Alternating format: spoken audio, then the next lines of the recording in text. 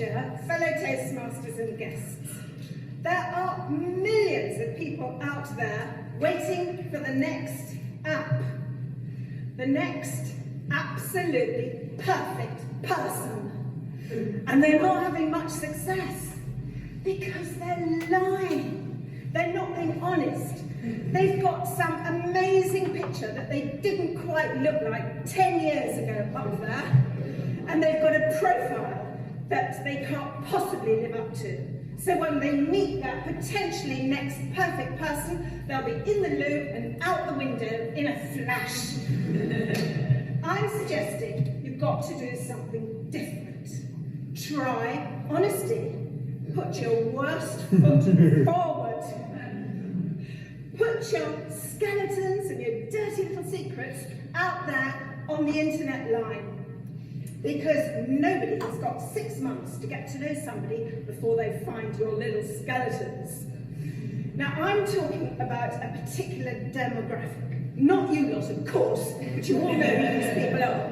They're called the clock tickers.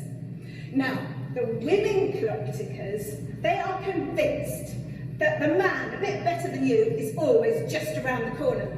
And I would suggest they're right. I would suggest they take their own advice. The very next man who comes round that corner, who's just a teeny weeny bit better than all the men they've rejected in their whole life, is the best one you're going to get. So be nice to him, grab him. As for the men, well, we know about the men, don't we? The clock-ticking men. They've all been on a Tony Robbins course, haven't they? They think they can have anybody they want, and they aim high. They look at that top shelf with those high-flying professional women. But you know, those women have already got a toy boy, and they don't need a sugar daddy, and they don't do domestic anyway.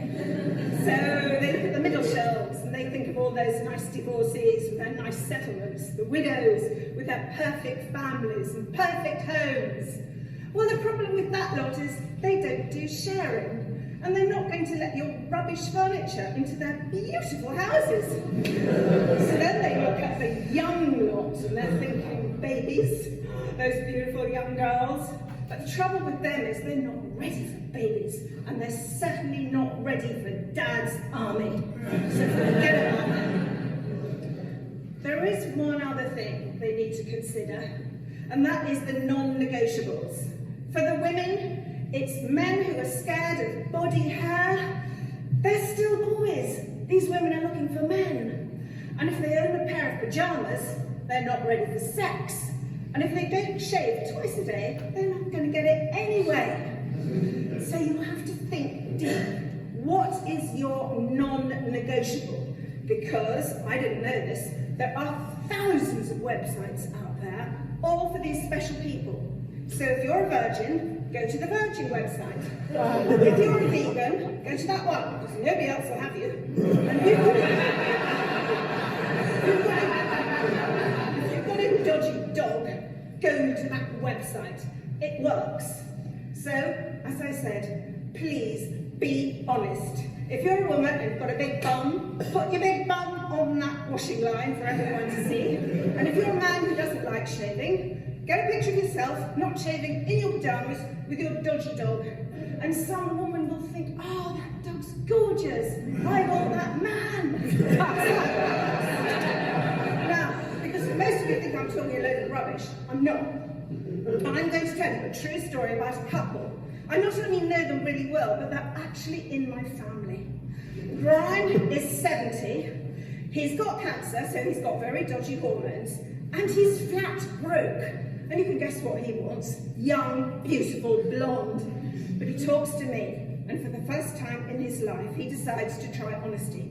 So he puts a picture of himself up there on the internet, looking dodgy, old and broke. He gets seven replies. One of them catches his eye straight away. She's called Lucretia. She's young. She's only 50. That's 20 years younger than him. And she's got blonde hair coming out of her hard hat. And I think she's beautiful, but she's got a squint and she's got glasses. It's really hard to tell. But she's also got a boiler suit on. She's standing in a building site, And she's got a notice that says, if you haven't got at least £500,000, don't get back to me. Well, Brian looks at this and thinks, she's just the sort of woman I want. I know what she's up to. And he thinks, I haven't got any money, £500,000. But he's English and he's 70. He's got a house. Of course he's got a house. He lives in London. He can get way more than £500,000 for that. So he puts his house on the market, he gets the money, gets in contact with Lucretia, he flies over to Latvia, they get on like a house on fire. But you see, he is worried about his dodgy hormones because he's on these cancer drugs. So he explains to her about that, and Lucretia says, look, I already like you. I think I'm going to fall in love with you. I like men as much as I like women. You can be my house husband or my housewife.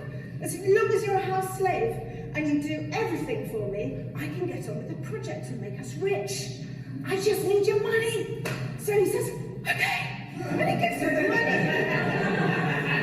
And actually, for 5 years, it's quite tough, but they have a wonderful life together and they travel a huge amount.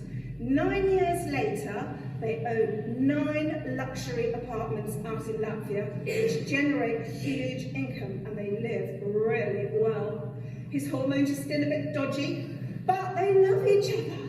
It worked for them. The honesty worked for them. And if you know anybody who's out there on the internet looking for love, suggest they put their worst foot forward, get their skeletons out there, and attract somebody else just like them.